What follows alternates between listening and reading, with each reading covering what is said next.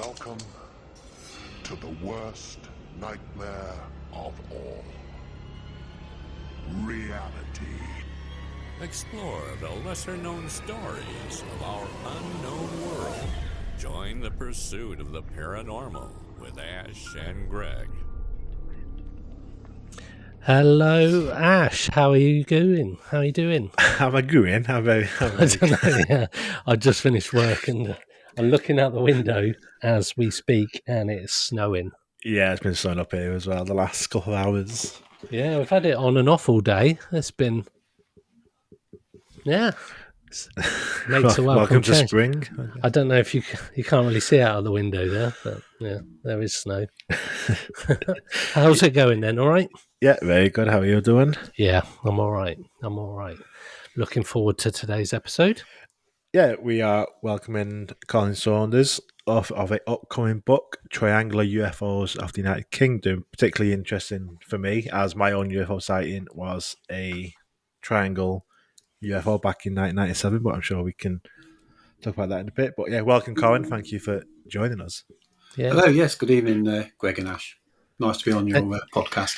Yeah, thank you. And UK UFOs is definitely, we speak to a lot of people from the US and other places too. So to actually speak to somebody from the UK about triangles, awesome.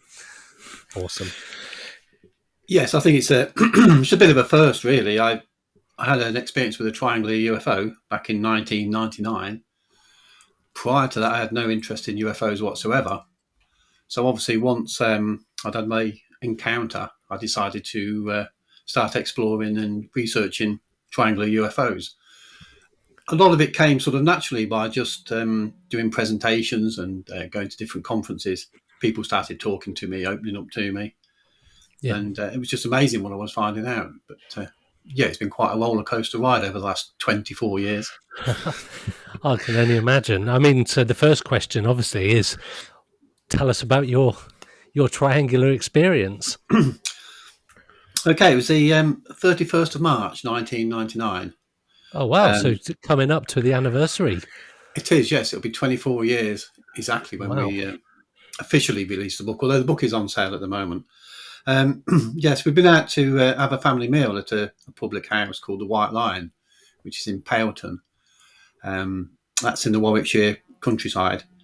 So there was two groups of us actually, but we left first. My wife was driving, and my mother-in-law, whose birthday it was that day, was sitting in the passenger seat in the front of the car, and I was in the back on the near side with my daughter in the back on the off side. So we set off from the White Line at Pailton, and I remember looking around and seeing the other vehicle still loading up with people before they could leave. So we assumed they'd catch us up on the way. So we drove through the countryside, and to get back to Hinckley in Leicestershire, where we lived at the time, we go down the Foss Way. So we came up to the Foss Way, the junction, and as we were about to turn onto the Foss Way, somebody said we're just about to turn onto the Foss, and my daughter said, "Oh, I bet there's been talk of headless horsemen down here." So we all laughed and said, "Oh, we'll keep our eyes open." As soon as we turned onto the Foss Way, half a mile away, I've been back and measured the distance, there were some lights flashing away at the side of the road. Absolutely unbelievable, the most brightest lights I've ever seen in my life. And I've been to a few firework displays in my time. Also, I've worked in the aircraft industry, so I do know quite a bit about aircraft. I just thought I'd add that into there. But we drove down towards the lights, all talking about them, all excited, asking what they could be. You know, we said it was too low for aeroplanes, too many lights for a helicopter. And we pulled alongside the lights. Now, they were just off the road, hovering over a field. And it was just lights at the time. And there was 4 red lights at the back, one small red light off to one side, and a bit of white light mingled in. Now, these lights would be approximately 100 feet away from us. Now, I based that on steering my friend's narrowboat around the Ashby Canal that was 70 foot long. So when I say 100 feet, I mean 100 feet. You could have hit it with a cricket ball. But the thing was, when we first stopped, it was just lights. There was no craft whatsoever. And as I stared into one of the lights on the rear of the craft, the sky started to ripple. And I thought, there's something there. There's something around the lights. It's not just lights on their own in the sky. And as soon as I had that thought, the craft decloaked. It was just like Star Trek. It just decloaked and became a metallic structured triangular shaped craft. But the rear end was towards us, and the nose then rose up in the air. Well, it floated like a submarine underwater. The way it moved was very peculiar. But it was so low to the ground that if it had tilted from the middle of the craft, the rear end would have struck the ground. So the rear end stayed where it was, and the nose floated up into the air, which gave us a complete view of the surface of the craft, the top surface, not the underneath, but the top surface of the craft. And it looked to be alive, even though you could see it was manufactured. It got interlocking beams on the surface, but it looked like it was organic. It was incredible. The surface was like liquid mercury. It looked to be alive, but on top of that liquid mercury were these beams that were interlocking. And at that time as well, there was a little bit of vaporization occurred around the bottom two wingtips of the triangle, like fluffy white clouds, condensation. And we were all going, well, stop, let's get out. But my wife decided to drive forward to reverse into a gateway, which was pretty much underneath the craft. But as we drove forward, the hedge blocked her view, and I thought, oh no, if it's going to go, it's going to go now. So we reversed into the gateway, jumped out of the car. Sure enough, it had gone. We stood there in complete silence. I mean, you could hear a pin drop. Called it the Oz factor. And as we stood there, I look in the distance, I could see 4 red lights on the back of a craft going away from us. And I've been to a few air shows in my time, and I've worked in the aircraft industry, and this craft I saw is the biggest flying object I've ever seen. It was like a football pitch going away. But it was at distance, so you couldn't really tell the size or how far away it was. But it was definitely an unusual looking craft. Now, in my first report, I did say I thought the small triangle had morphed into the large triangle because I knew nothing about UFOs. Once I started doing a bit of research, I realised the large one going away must have been possibly a mothership. Maybe the smaller craft returned to the mothership. So the whole thing only lasted just a few minutes, and that was it. And it had gone. It was all over. We got back into the car, set off, and got back home to my mother-in-law's. Now, my brother-in-law, who's in the second vehicle, actually got home before us. And we didn't see him pass us on the road or anything along those lines. So we don't know how he managed to get back before us, but obviously he did. So that's basically the nuts and bolts of the story. There is a little bit more to it, which we'll touch on as we go along, because I know you're into the paranormal side of things as well as the nuts and bolts of these craft. So that's basically the encounter, and that was the 31st of March 1999. And the next day being April Fool's Day did make it a bit more difficult trying to tell people, but I still couldn't help myself. Well, yeah, I don't blame you. Was there any other witnesses that you've come across in the years since that? Not to that sighting, no, just the 4 of us in the car. But my wife, because she was being sensible and looking forward and then reversing, etc., didn't see the craft materialise. She only saw the lights as she drove up to them. But my mother-in-law, myself and my daughter, we saw the craft materialise and float up in front of us. It was quite an amazing sight to see, I have to say. Yeah, definitely. And imagine, obviously, we're going to talk sort of your work since then, that sort of kickstarted your whole interest. How did it affect them? Did it sort of change sort of their sort of outlook and stuff like it has for you? No, it was only really me who got totally possessed with this thing. I was like Close Encounters of the Third Kind. I was initially starting to do drawings, and then I decided to start to make some models. I've been a draftsman all of my life, so it seemed quite a logical step to draw the craft as accurately as I could. But then I went on to make a wooden model out of plywood and a bit of doweling, and I printed off some surface pictures which I glued onto the craft. And then I got some LEDs and a battery pack and wired it all up and made it into a proper sort of scale model of the craft.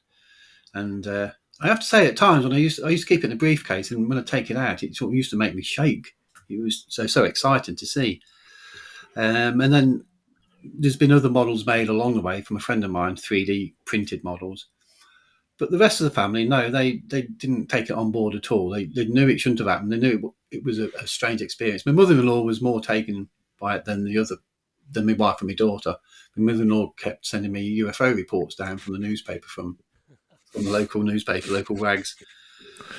But it was really me who went overboard on it, and I have been, I guess, for the last 24 years. And we'll get to that along the way as to why I think that has occurred. Wow. So you mentioned this is in Warwickshire, so I just wanted to sort of ask, because obviously John Hanson is research from the area. Is it something that is that someone you worked with, spoken to about sort of sightings? He collects obviously sightings from police officers and stuff. Yes, I've met John on several occasions actually, and he's put my report into one of his books, and he's contributed quite a lot to this book as well. Because the way the book came about, I went to a UFO conference in Hull last year, the Outer Limits magazine by Chris Evers. And it was there that I bumped into the Kinsella twins, Vonnie and Philip. And it was Philip who suggested that I write a book after seeing my presentation. So I got back and strangely enough, from that conversation, I decided I was going to write a book. Now, the problem was I wrote about my own experience, and along the way I've done some newspaper adverts locally, some interviews, and basically a lot of people have contacted me locally, and I've collected all of their sightings. So I put all my sightings into the book. I put the local sightings into the book, and we'd only got to about 10,000 words. Now I needed a lot more than that to make a book. So I decided to expand it and to bring on board all of the sightings that I've collected over the last 24 years from the UK, plus sightings that I gained from Omar Fowler's database, who was a good friend of mine. And obviously John Hanson gave me a lot of information as well, which has gone into the book. So the book itself has got over 130 different close encounters with triangles. So there's a lot of information in there, a lot of information to be gained from the book. Wow, that is a lot. And what sort of time period? I know you said you've been collecting them over the last 24 years, but where does the sort of earliest triangle sighting take place? Is that? I'd have to check in the book to see on that. It's sort of around the 1940s, that area. Okay. But locally, sort of around the 1970s, I think. The sightings in Hinckley. There's been quite a few sightings in the town of Hinckley. I lived on a little village now, just on the outskirts of Hinckley, called Barwell, in Leicestershire. So, sorry. No, go on. Sorry. So, the paranormal side of things. Now, there is a connection between UFOs and the paranormal. Yeah, we believe so as well from podcasts and interviews that we've conducted. It definitely seems to be a definite blurring of the two. Yes, and now the strange thing is, this is the weird part of the story, that after the event, I started to have some strange experiences, and in the end I started to write them down with the dates as to what was happening. And some of them were lights in the sky and lights flying over the house late at night. And an invisible creature at the riverbank. I mean, that sounds crazy, but that was an occurrence. We'll go more into detail in that one in a moment, actually. And all manner of odd things that took place. Now, I've put those into the book and I put them in date order. Now, the big one really was the creature at the river. I call it a creature because I never got to see whatever it was. But basically, I was fishing down on the River Soar at a town called Rothley in Leicestershire. I was in a club fishing match. I was in a field on my own. Now, whilst I'm fishing away, I could hear all of a sudden 4 footsteps coming across the field towards me. Now, in the past, I've seen people down there shooting, farmhands and that. So I thought I'd better go make myself known to them if they're coming across with the guns. So I climbed up the riverbank, and the noise continued, but there was nobody there. It was just totally invisible, whatever it was, and it was getting closer and closer. Now I started to panic a little bit, and I thought it's got to be a big cat, because I never jumped to paranormal or UFO stuff initially. It's always nuts and bolts, down to earth, if you like. Yeah. So I decided it was a big cat. So I got a spike out of my rod holder that I used for my umbrella, and decided I was going to use that to defend myself. And if it was a cat, I was going to go back down the bank and get it to jump on me and impale it on its own weight. That was my game plan. That's how scared I was bricking it. I was standing there with this spike waiting for this thing. It walked up to me. It walked from left to right without stopping. And it could only have been a few feet, 6 feet maximum away from me. It was really heavy footsteps. And it went from left to right. And then as it started to disappear, I got a bit brave and started shouting and clapping my hands and hitting the grass with the spike that I got. But nothing came out of it. There was nothing there.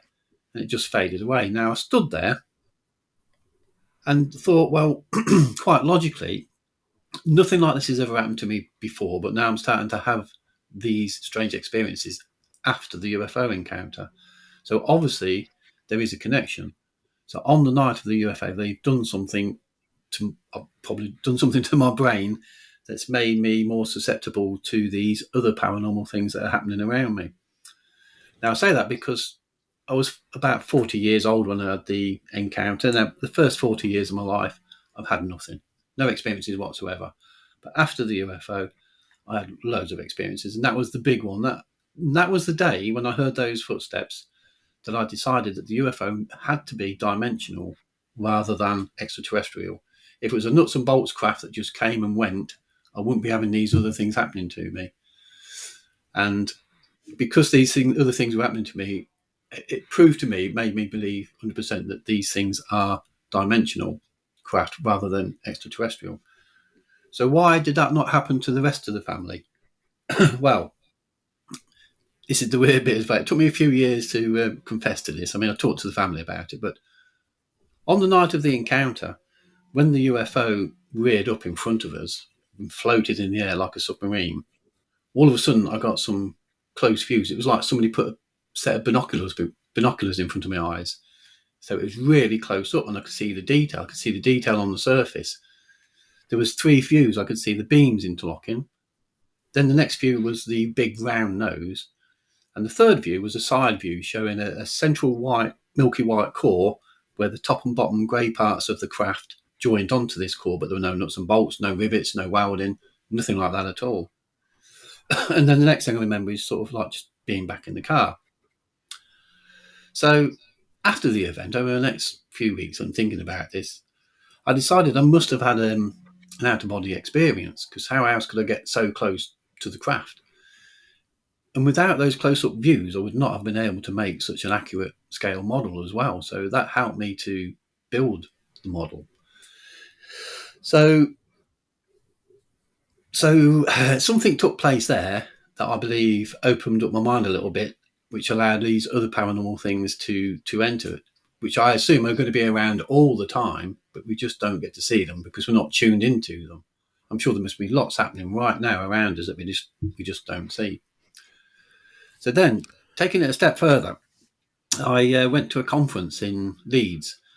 Graham Birdsall and Russell Callahan used to put on some great conferences there with the old UFO magazine. And I got to meet a guy called Bud Hopkins, obviously very famous, the late Bud Hopkins. And I told him about this out-of-body experience. And he said to me, no, that wasn't an out-of-body experience. That was images placed in your mind by the aliens. And as he said that, this woman came along with a crystal and butted in, and he started speaking to her because he was a gentleman, and I never got to speak to him again. That was the only short conversation I had with him. And I thought to myself, well, that don't sound right. I mean, why would they want to place images into my mind when the craft was right in front of me anyway? And I got used to the idea of the out-of-body experience, and I quite enjoyed the thought of that because it made me feel that you could live without your body and maybe there would be some sort of life after death. But then, when I started getting into different groups on Facebook, basically, and getting well known, I had an email came through. I did a TV thing with Richard Hall, and sorry about that. It's the Ring doorbell. I recognise that. I recognise that sound anywhere. This guy in America, hang on a second. This guy in America has seen my presentation that I did with Richard Hall on YouTube, and he sent me an email. And basically, the email started off by saying, just like you, well, he had a close encounter with a triangle. He says, just like you, I had 3 images placed in my mind when I was next to the craft. And he had 2 external images of pipe work and things along those lines. And then he thinks he had an internal image as well inside the craft. But he said he had 3 images placed into his mind, just like me, which is what Bud Hopkins had said. Now, just prior to this, I've been doing a lot of research or reading and listening to David Jacobs, and all of his abductees that he talks to, this telepathy thing, it's always there rather than speaking. Now, I'd always thought that telepathy would be words in your head going backwards and forwards between two people. But David Jacobs says sometimes they give you images rather than words. And, a picture paints 1,000 words, doesn't it? So then all of a sudden, when I got that email, the penny dropped. It was like, eureka. Bud Hopkins was right all along. Those 3 images were placed in my mind by whoever was on the craft or by the craft itself, which sounds really quite ridiculous. But from all of the information and research I've done, that does seem to be the most plausible answer at the moment. But I will always keep an open mind on this because it is such a complicated subject. So I've got a quick question. So going back to that night where you saw the triangle, what is going through your mind at the time? Because obviously that's quite a profound thing that's happening. Yeah, and that's a good question. We've spoken to a lot of people. Sasha Christie, she had an experience whereby she just all acted normal. Everybody acted normal after this profound experience, and I just wondered what was going through your mind as it's happening and shortly afterwards. Because how does your brain cope with that? Yeah, people have said to me, "Were you scared on the night?" And I say, "No, not at all. It was totally opposite. It wasn't." If you think about the way it occurred, it wasn't like they just jumped out of us and went boo and scared us out of our wits. Now, initially, as we turned the corner and saw the lights, we were all excited. And I was thinking, they look like there should be lights on top of an electricity pylon to warn aircraft away, that sort of thing, although they were very low. So I was wondering if some sort of temporary structure had been put up and lights were on top of it for some reason. But then when we got underneath them, or 100 feet away from them, it was when the craft materialised and floated up, I had 3 instant thoughts in my mind. The very first one was, my God, aliens exist. The second one was, abductions must take place. And the third one was, this explains mysteries that we've had in history, because I believe, for that moment, they'd been around forever. Now, I've never been a religious person, but I can only describe the feeling as like meeting God. I just felt so elated, so excited. It was absolutely beautiful. And the engineering was stunning. The way this thing had been put together was incredible. The whole thing was just beautiful, not frightening at all, quite opposite to what you would expect. But part of me does wonder, because when we drew pictures, when we got back, my wife drew 3 red lights in a perfect triangle. Now, there's no way we could have seen those 3 red lights from our viewpoint. We could only see the rear of the craft and the top of the craft as it tilted up in the air. At no point did we ever see the underneath. However, the large craft that we've seen disappearing, if you look at the trajectory, there's a possibility it could have come over the car, and what my wife actually saw looking up was the underneath of the larger craft and the 3 red lights underneath that. Now, I say that as well because it does almost seem like it was like an ambush. Like the little one was so bright and waiting for us. Also, I've worked out over the years, now the craft wasn't level with the earth. It was tilted at an angle of about 30 degrees. So one wingtip was lower down to the ground than the other one. The other one was sticking more up in the air. And I've tried to figure out why it was tilted at that angle as we approached it. And I believe, but we never know if we got the truth or not, but I believe they did that to show more of the lights underneath of the craft, so that as we approached, it was a full-on bright red show of lights of white and red all mixed up together. If it had been level with the earth, we wouldn't have seen quite so many lights, even though the craft wasn't there at the time. It was just the lights and not a metallic structure at that point. So the lights and the craft, the invisible craft, were tilted towards us as we approached it. And I believe that's so that it would grab our attention even more. So possibly that was the bait, that was the ambush, and the large triangle came over us at the same time as we drove up next to the small triangle. It's guesswork. I don't really know, but that's one of the theories I have. Yeah. So you said you were a draftsman for most of your life. Was that in the aircraft industry? Yes, I did. I I've worked in different industries, but I worked in Hamburg on the Airbus. I worked there for a year on the fuselage as an electrical design draftsman in avionics draftsman. Sweden, I went to work for Saab Aerospace in Linköping, where they build a 34-seater civilian aircraft. I spent 2 years there. Spent a year working in the cockpit and a year working on the wings and the engines and nacelles, but all as far as electrical drawings are concerned. But also in my career, I worked in Aberdeen. I worked for Chevron Petroleum for a year, and I did have a few offshore visits, which I believe helped train me to get things right. Because once you come back on shore, you've got to draw everything that needs to be done, and you can't go back if you've forgotten something. So you've got to make sure you check it and check it again before you leave the platform. And I guess I used the same sort of theory once I'd seen the triangle. Once I got back, I started drawing straight away, tried to remember as much as possible. And I have to say it was nice of them to give me the close views to enable me to make an even better model of the craft. And the important thing about this paranormal thing, now going back to the book, when people were writing into me with the stories, because I did reach out to a lot of people through different Facebook groups, I asked them if they'd had any other UFO experiences or paranormal experiences. And there was more people coming back saying yes, they had, than no, they hadn't. It's very rare that people have just one experience, one close encounter. They seem to have other things. Now, so in the book, there was a section all about this, the paranormal and the UFOs. And it's all about ghosts and weird things that happen to people and aliens and men in black. And it's incredible. It's incredible what's going on.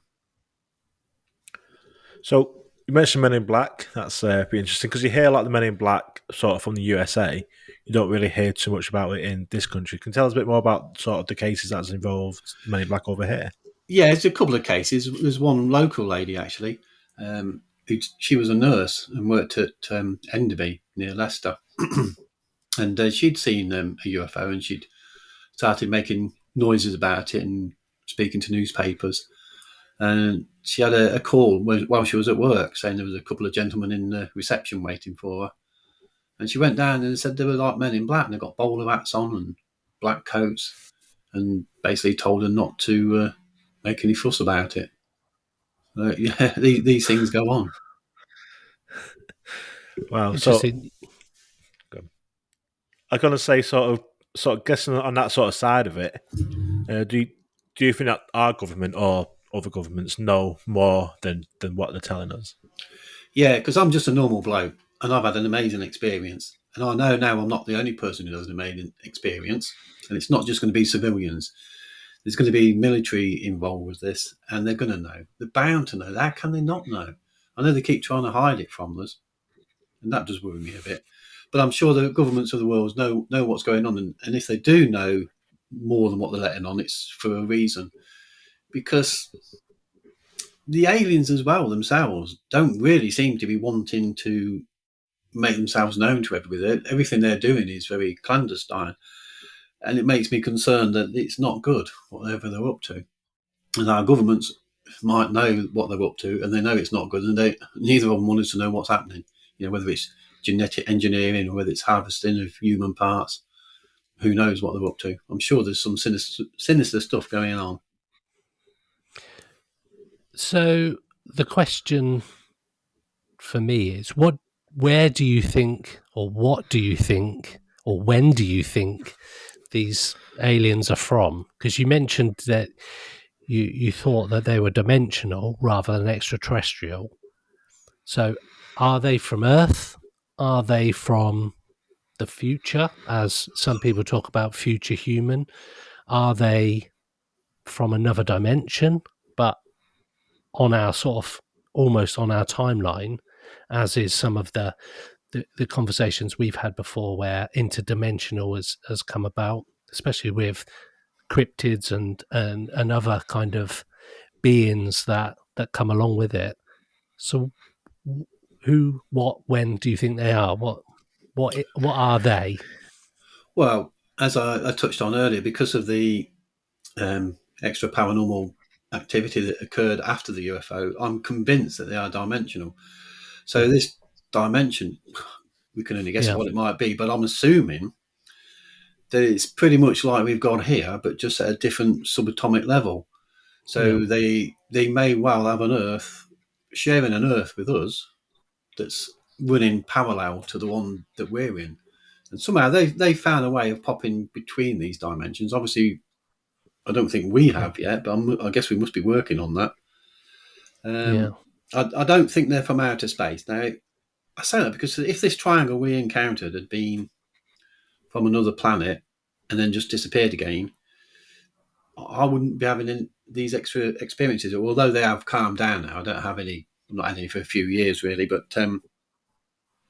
if it had been, for instance, like if we sent Apollo to the moon and there's a little alien sees it, and then Apollo comes back, you wouldn't expect that little alien to carry on having other strange experiences and seeing pink elephants and things wandering around. You'd expect it just to be a nuts and bolts visit. Now, that's not occurred with our craft, so that makes me suspect it's dimensional, definitely dimensional rather than extraterrestrial. But having said that, we don't know any of the proper answers. We can only guess. For instance, if it is dimensional, perhaps there's a way of popping across dimensions and travelling vast distances and popping out again on another side where you are, 1,000 light years away, but you've only travelled, half a dozen miles on the other side, as it were. I don't know. I'm sure we'll find out one day. So another strange thing is, like, when we turned the corner to go and see when we've seen the lights, the next day I went back and measured the distance, half a mile. But the noticeable thing was when you turned the corner the next day, I can't see how we could have got such a clear shot, clear vision of the craft, because there were like trees in the way and bushes and things, and it was so low. Unless it was slightly higher up and came down as we drove towards it, which I don't believe it did. Now, my wife, who'd only seen the 3 red lights and didn't see the craft materialise, she picked a friend of ours up from the airport a few days later and came back down the Foss Way to show her where we'd seen for her, the lights, but the craft. And when she came home, she actually said, it seems like the scenery was different, like it changed on that night. It doesn't seem the same now. I don't see how we could have seen it. So she was agreeing with me that it was weird how we managed to see it with all those obstacles in the way. So did we enter another dimension for a small amount of time? Did 2 dimensions join together as it was coming through? And we just happened to get really close to it.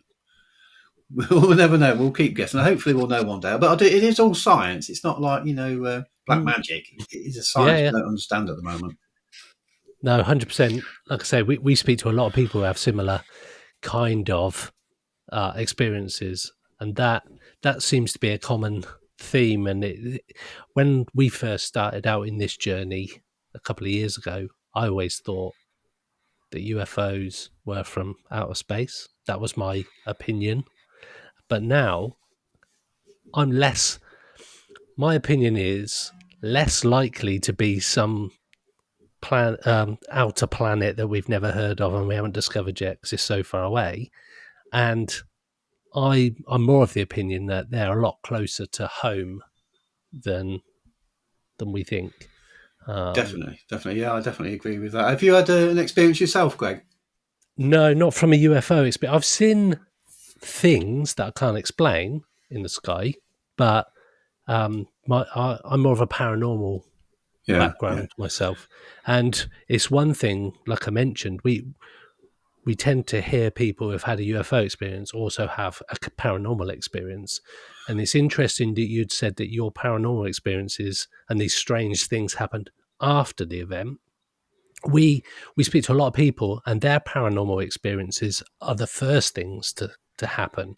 So they'll have like a poltergeist experience or some kind of spiritual experience early on in life, and then at regular intervals through the life that they can remember. Sometimes they don't remember anything else up to the point where they start having a UFO or some kind of alien, for want of a better phrase, experience where it all seems to be linked. That's a good point. So it's a good observation because most of the people who've written into me, explaining their extra paranormal experiences alongside UFOs, generally have started before the UFO experience, as you were saying. So that seems to be lifelong contact, and it ends up with meeting an ET or being close to a craft. What about you, Ash? You said you've seen a triangle. So my UFO sighting that started off my kind of journey 20 years ago, 1997. Mine was, so just before yours. I was only a kid at the time. So it's just a typical sort of three white lights in a triangle shape, about the size of a 50p in the sky. And there's a group of kids and a couple of adults outside in the street because it's when the Hale-Bopp comet was visible in the UK. And then we saw these three lights, and they just moved just quickly and just in a straight line, just straight across the sky. But you could see the sky get like darker behind it, so you could tell it was an actual like outline of something rather than just three lights traveling together. It looked like an actual sort of craft, and that just took about 45 seconds to get across the whole sky. And since then I've been trying to find out what it was. That's the only experience I've had. But that's sort of kicked off mine in 1997, so 20 odd years ago now. 26 years old, isn't it? Ours was in 1999. Yeah. It is quite fantastic, isn't it? What is going on around the world? I mean, I've only stuck to triangular UFOs of the United Kingdom, and there's plenty of accounts in there. Like I said, there's 130, but there's a lot more that are not in the book. And if we multiply this around the world, I mean, there's just thousands of these triangles going around. One of the interesting things is that often you'll see that triangles have three red lights in the corner, one white light in the middle, or the reverse of that, a red light in the middle, three white lights in the corner. And you would think that generally speaking, that's the colours that people see. But if you go through all of the book and look at what people are saying, and I've made a list of some of these, that the lights that people are seeing go from red, white, green, blue, yellow, orange, bronze, purple, pinkish orange. Often they see a white beam coming down as well, like it's searching for something. And the triangles themselves, I mean, I've always said, it was a dark grey colour, and you would think that most of them are grey and black. But there's also orange, silver, gold, white, blue, dark brown, and a green one all inside the book. The sizes vary from small to football pitch sizes. And descriptions change as well, with fridge pipes, girders on the surface, shimmering like tin foil, rippling, looking like black tar. Now, to say that is a TR-3B built by one company in America, it just beggars belief. Anybody who believes that story is absolutely crazy. There is no logic behind any of that whatsoever. I believe that was just misinformation that has been put out there by Edgar Fouch, I think it was, the guy who started up the TR-3B theory. There's no way. I mean, in the aircraft industry, we build, for instance, in Sweden, we were building from 0 to 79, the first lot of craft. Any implementations that you want to make, they start from 80 onwards to 150. And you put them into there, then you do another batch. You don't change every single aircraft that you're making. You actually get yourself into a right mess. So these triangles, if they were man-made, they would be like the stealth fighter and the stealth bomber. They'd all look the same. They'd all be the same colour. They'd all be coming off the same production line like Model T Fords. Any colour you want, except as long as it's black. So, I did not believe for 1 minute these triangles are TR-3Bs. We may well be engineering something along the same lines, but I think we've got a way to go to catch up with these little guys. Yeah, it always annoys me when someone put a post on Facebook or whatever, and it's like a triangle description. The comments always like, it's a TR-3B Astro, whatever they call it. And like, I can even, but that's right. I love it when the Americans are very keen on doing that, aren't they? The Americans always want to say it's one of theirs. It's one of ours. It's TR-3B, man. I only have to see it on Facebook on some of those pages that somebody's put TR-3B, and I just wait for Ash to put a comment around that. I was going to ask. You might have kind of answered it in your last sort of answer. I was going to ask, apart from the sort of paranormal side of it, are there any sort of trends or patterns that you've identified from these 130 reports, maybe where or sort of how they appear or anything like that? Yes. So, if we look at some of the manufacture of these triangles, now, I don't know if you've seen any pictures of my model on Facebook and that, but basically the top surface, when the craft reared up in front of us, the top surface was like liquid. It looked like it was alive. It looked like a lake of mercury that was just running up and down the surface. But on top of this lake were these metal beams, these silver beams interlocking square like an old-fashioned maze in a stately home garden. And that was all over the surface. Now, a friend of mine sent me a video to have a look at about quantum levitation, where you take a piece of metal and you freeze it in liquid nitrogen to 0 degree Kelvin. It becomes a superconductor and it will just hover in the air and won't move. It won't even move a thousandth of an inch. It will just sit there. Now, I had a theory that perhaps the liquid on the surface of the craft is like liquid mercury or liquid nitrogen that's trapped underneath a transparent skin. The beams on the surface then actually go below the surface as well, and they're immersed in the liquid.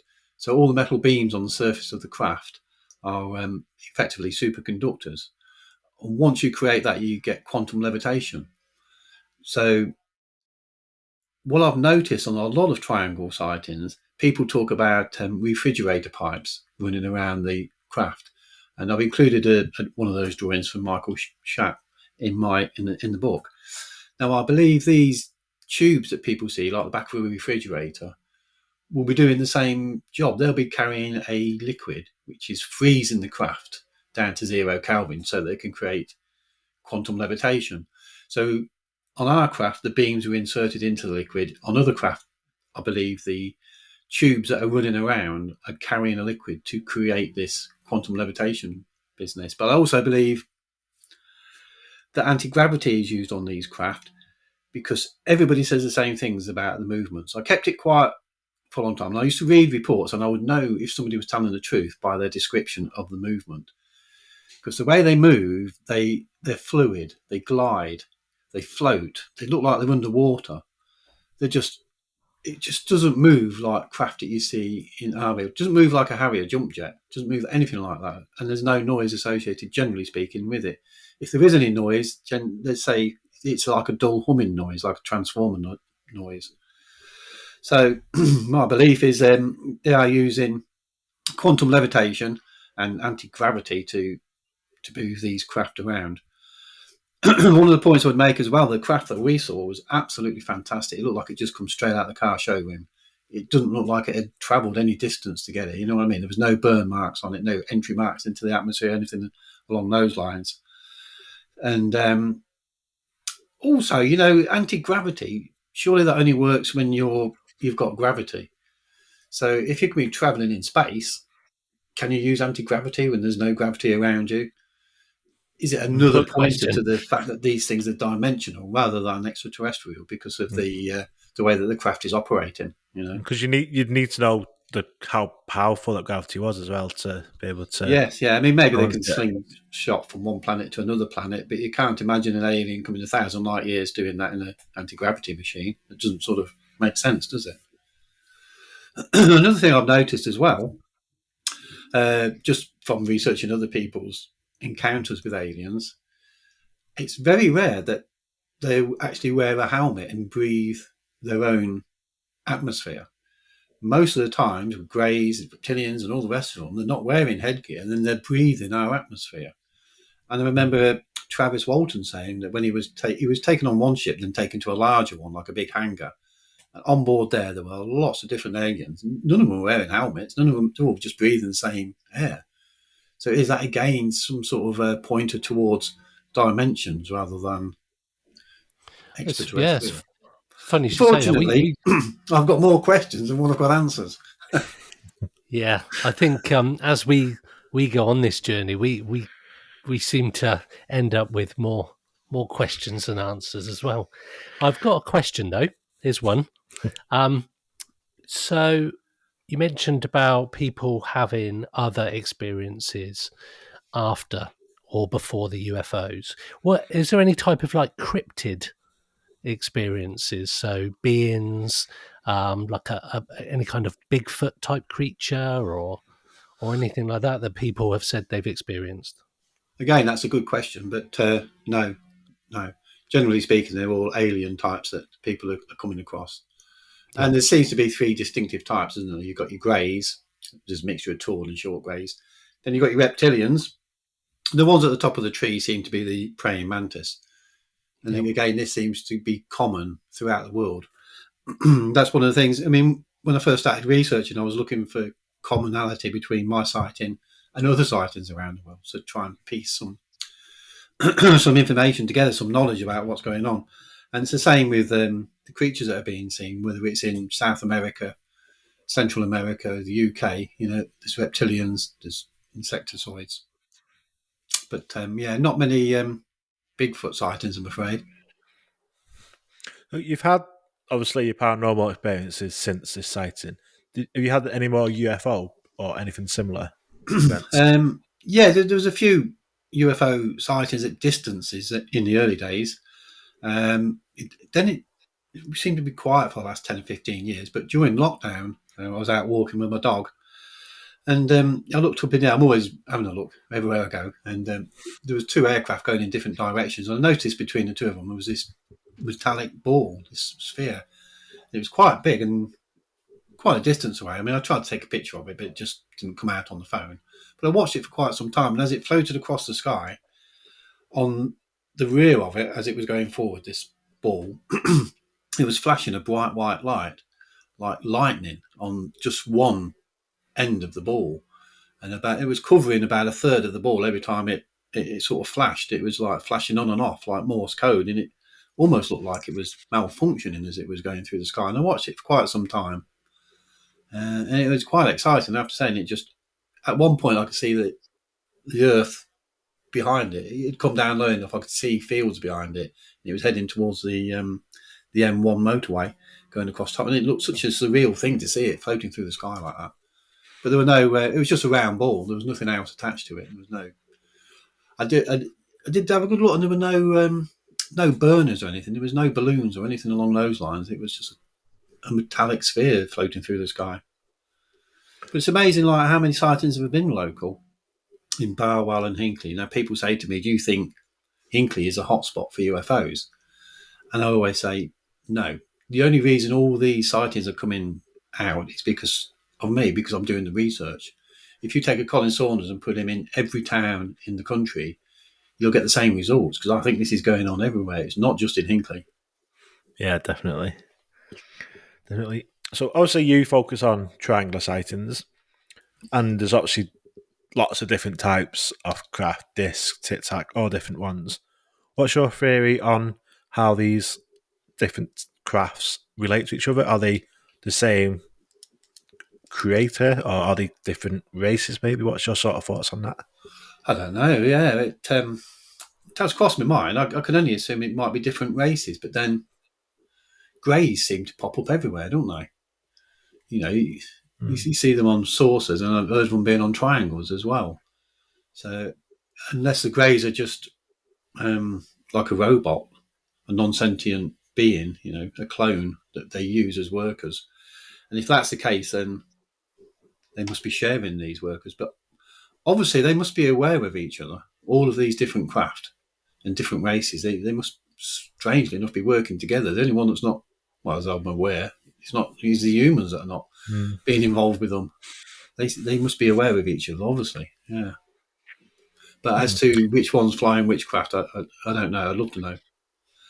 I've tried to find a definitive answer as to who flies the triangles, but the only thing I've had so far is just greys, really. Although a lady in New Zealand did say that when she was on board, there were some humans on there as well in military uniforms, as well as grey aliens. And I found that quite disturbing, to be honest. Do you think that our military might be involved with that? Yeah, that would be quite a thing. Working together, kind of taking humans or whatever, that would be pretty scary. Yeah. Didn't Philip Kinsella, when we spoke to him, didn't he say that or am I thinking about a different person, that there was like military people in the craft at the same time? Or am I thinking that wrong? I've got a feeling he mentioned that. Yeah. Yeah, if that's the case, it's insane.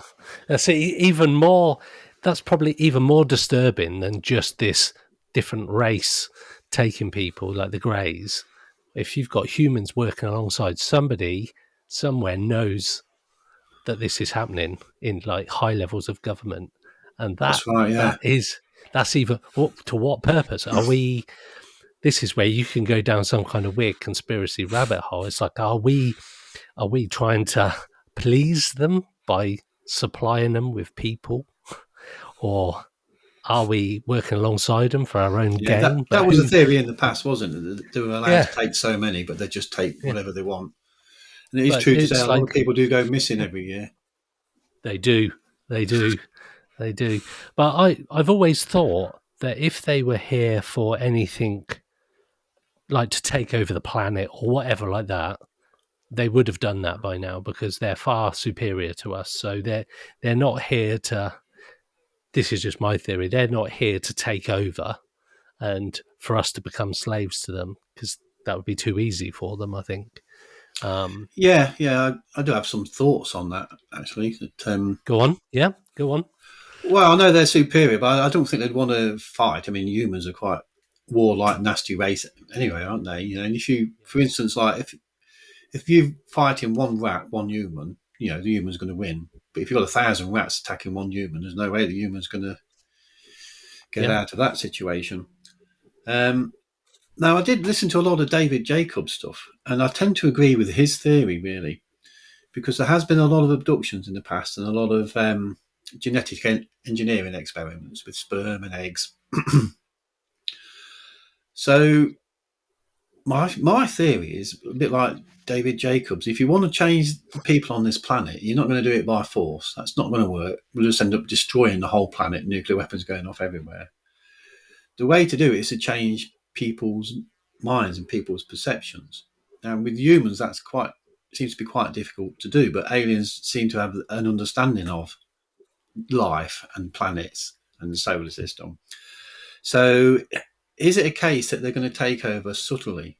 So the hybrids have been created in space for quite some time. Are they going to be filtering them down into the human race? And these hybrids will end up eventually interbreeding with humans. And what we're going to end up with is a race, a mixture of alien hybrids and humans, which look after the planet.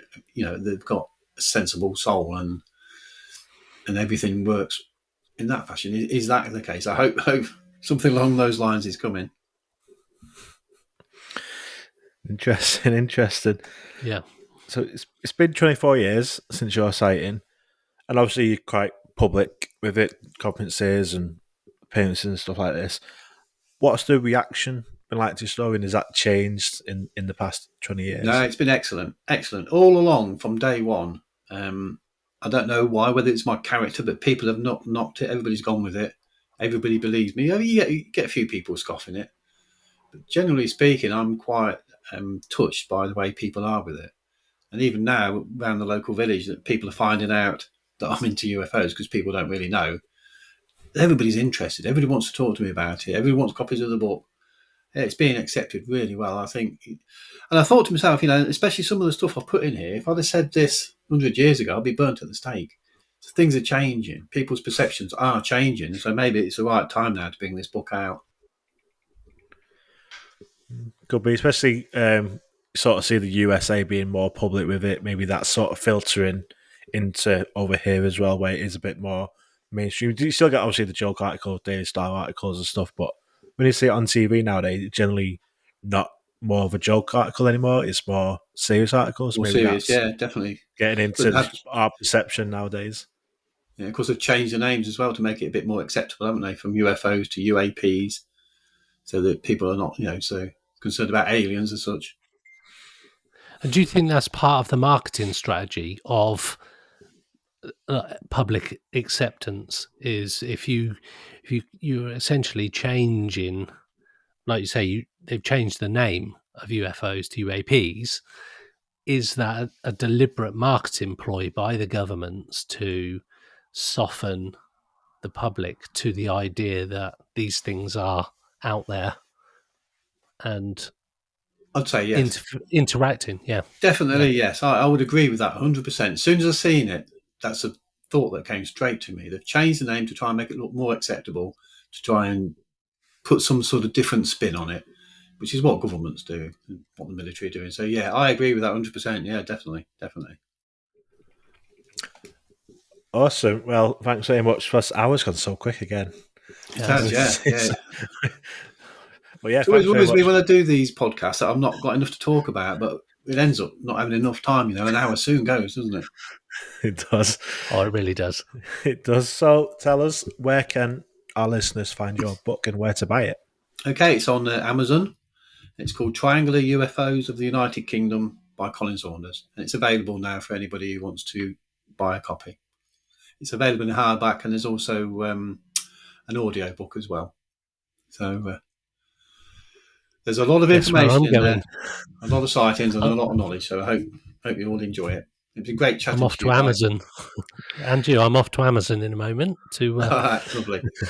So, have you got like a social media presence that people can follow you on and follow your work? No, I've just got my Facebook page and that's it, basically. I've not really had my own website as such or anything along those lines. It's only, I guess, since I've written this book in the last few months, it's sort of propelled me a bit further up and in the social world of UFOs, and people are starting to recognise me a bit more now. But I am Awesome. getting Well, on a little bit, so I've got nothing to hide now. awesome. Well, yeah, thanks again, Colin. It's been great. Thank you so much for joining Thank you, us Ash. tonight. Thank you, Greg. Thank Thanks you. a lot. Take Thank care, you very both. much. Thanks. Pursuit of the Paranormal with Ash and Greg.